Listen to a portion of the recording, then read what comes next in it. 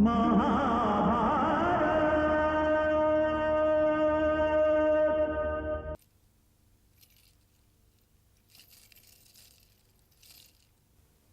तो वासुदेव कृष्ण भी पधार चुके हैं, इसलिए यदि मत्स्य नरेश आज्ञा दें तो हम लोग कौरवों के विरुद्ध होने वाले युद्ध की योजना पर परामर्श आरंभ करें।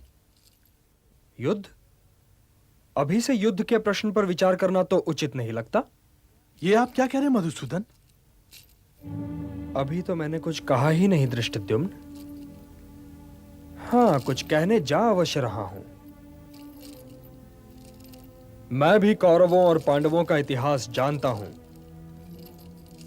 हूं कि गंधार नरेश शकुनी ने द्यूत में कैसा और कितना कपट किया, और यह भी जानता हूं कि उस कपट के कारण धर्मराज युधिष्ठिर क्या क्या हारे। वनवास की कथा भी जानता हूं और अज्ञातवास का इतिहास भी।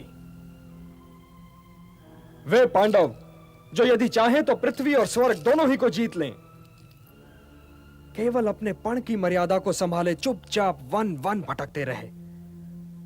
और 13वां वर्ष तो उन्होंने स्वयं मत्स्य नरेश के राजभवन में दासों जैसा व्यतीत किया। मैं ये सब कुछ जानता हूं धृष्टद्युम्न।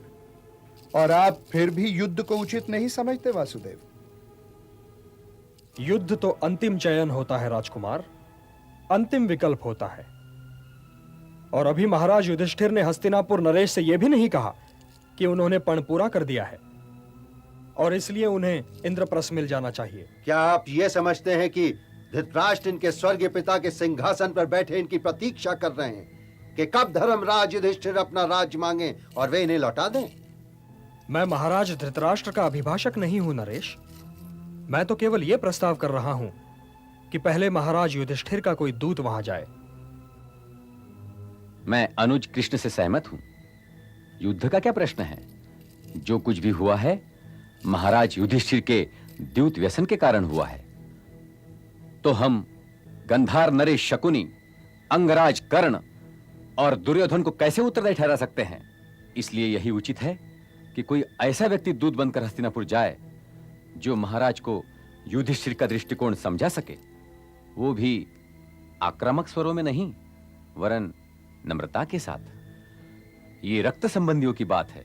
व्यर्थ जल बहाना भी जल का अपमान है, और आप लोग तो रक्त बहाने की बात कर रहे हैं। इसलिए जो जाए वो शांति दूत बनकर जाए, क्योंकि शांति द्वारा पाई हुई विजय ही शुभ विजय होती है और शुद्ध भी। मैं तो आपको कायर भी नहीं कह सकता हलधर बलराम, किंतु आप बातें उन्हीं जैसी कर रहे हैं। ये आलोचना नहीं है। मुझे तो इस पर आश्चर्य है कि यहाँ एकत्र वीर महावीर आपकी ये बातें चुपचाप सुन कैसे रहे हैं, सहन कैसे कर रहे हैं। मुझे कृपया ये भी बताइए कि महाराज युधिष्ठिर अपना हाथ पसारे वहां क्यों जाएं? वो भिक्षा नहीं मांग रहे, अपना अधिकार मांग रहे हैं। कृपया अधिकार को भिक्षा मत बनाइए। मैं शब्दों का दुरुपयोग करना नहीं चाहता। मैं दुर्योधन के साथ नम्र बनकर नम्रता का अपमान नहीं कर सकता। मैं उसे शब्दों द्वारा नहीं, अपने बाणों द्वारा टोकूंगा। यदि उन्होंने धर्मात्मा युधिष्ठिर के चरण स्पर्श करके क्षमा नहीं मांगी तो मैं दुर्योधन को उसके मित्रों और शुभचिंतकों समेत यमलोक भेज दूंगा। हे बलराम, ये मेरा अभिमान नहीं बोल रहा है, परंतु आप ही बताइए कि गांडीवधारी अर्जुन का सामना उधर से कौन कर सकता है? चक्रधारी कृष्ण के चक्र का उत्तर किसके पास है? सर्वश्रेष्ठ गदाधर भीम को रणभूमि में देखकर किसका पित्ता पानी नहीं हो जाएगा? धृष्टद्युम्न और महारानी द्रौपदी के 5 महारथी पुत्रों के सामने कौन टिक सकता है? अभिमन्यु के प्रताप से कौन बच सकता है? उससे कौन आंखें मिला सकता है? और आप ये चाहते हैं कि ऐसे महारथियों का दूत भिखारी बनकर हस्तिनापुर जाए? मैं तो कभी ये सोच भी नहीं सकता था कि महारथियों की किसी भी सभा में इस प्रकार की बातें भी हो सकती हैं।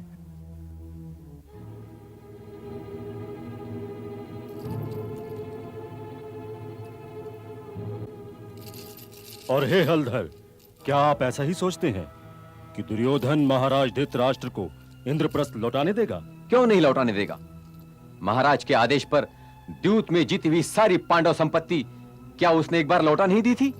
और फिर वहां गंगा पुत्र भीष्म, द्रोणाचार्य और कृपाचार्य जैसे आदरणीय महापुरुष भी उपस्थित हैं। वे न्याय करेंगे। उन महापुरुषों के न्याय की गाथा तो मेरी पुत्री द्रौपदी से सुनिए। हे मधुसूदन, आपको यह सब बतलाने की आवश्यकता नहीं कि गंगापुत्र भीष्म, आचार्य द्रोण, कृपाचार्य और महात्मा विदुर के होते हुए भी पांडवों पर कैसे कैसे अत्याचार हुए। जब मैं अपनी पुत्री द्रौपदी के अपमान के विषय में सोचता हूं तो मेरी नसों में लहू यूं खोलने लगता है जैसे मेरे अंदर का ज्वालामुखी फटने वाला हो। पांडवों ने किसी मर्यादा का उल्लंघन नहीं किया। उन्होंने धर्म के मार्ग का आदर किया और दुख भोगा। परंतु अब पांडवों और हस्तिनापुर की भ्रष्ट राजनीति के बीच केवल एक रणभूमि ही रह गई है, बस एक रणभूमि। ना कोई मर्यादा है, ना कोई पण। तो हे चक्रधारी, बतलाइए कि आक्रमण में विलंब का कारण क्या है? विलंब का कारण केवल एक है महाराज द्रुपद। अपने निहित स्वार्थ के लिए आक्रमण करना मानवता के मूल्यों के विपरीत है। क्या अपनी बहन के अपमान का प्रतिशोध मानव मूल्यों के विरुद्ध है देवकी नंदन? क्या कपटी ज्वारियों के कपट को दंड देना निहित स्वार्थ है? क्या एक सती को वेश्या कहने वाले को इस असभ्यता का दंड देना हर कुलीन व्यक्ति का कर्तव्य नहीं है? अवश्य है, किंतु वो सैनिक जो उधर से युद्ध करेंगे, उन्होंने तो द्रौपदी का अपमान नहीं ना किया। राजकुमार धृष्टद्युम्न, यहां किसी साधारण युद्ध की चर्चा नहीं हो रही है। इस युद्ध में तो इतने शव गिरेंगे कि उन्हें गिनना असंभव हो जाएगा। गिद्धों को महाभोज के लिए आमंत्रित करने से पहले हमें यह भी सोचना आवश्यक है। ये अनगिनत शव अपने कंधों पर उठाने के लिए आप तैयार हैं महाराज द्रुपद? मैं तो तैयार नहीं हूं। इसलिए पहले संधि की भाषा बोलनी चाहिए। पांडवों को पहले उनसे अपने अधिकारों की मांग करनी चाहिए। युद्ध की भाषा तो उन्हें बोलने दीजिए। क्या संधि प्रस्ताव को वो हमारी दुर्बलता नहीं समझेंगे मधुसूदन? वहां सभी लोग दुर्योधन की भांति नासमझ नहीं है विराट नरेश। क्षत्रिय समाज भी दुर्योधन पर अपने वचन का पालन करने के लिए दबाव डाल सकता है, और ऐसे लोगों को एक अवसर तो देना ही चाहिए। एक अवसर। हे महाराज द्रुपद, आप यहां आयु में सबसे बड़े हैं, इसलिए आप ही बताइए कि हमें वहां क्या संदेश भेजना चाहिए। शांति सदैव युद्ध से अच्छी होती है। फिर मेरी प्रतिज्ञा क्या क्या होगा मधुसूदन? पांचाली के खुले हुए केशों का क्या होगा? अब हम संधि करके इंद्रप्रस्थ लौट जाएं और द्रौपदी से यह कहें कि जीवन भर अपने केश खुले रखो? क्या तुम्हारी प्रतिज्ञा मानव कल्याण से अधिक मूल्यवान है कुंती पुत्र भीम? यदि आपकी प्रतिज्ञा के दामों शांति मिले तो समझिए शांति बहुत सस्ती मिली।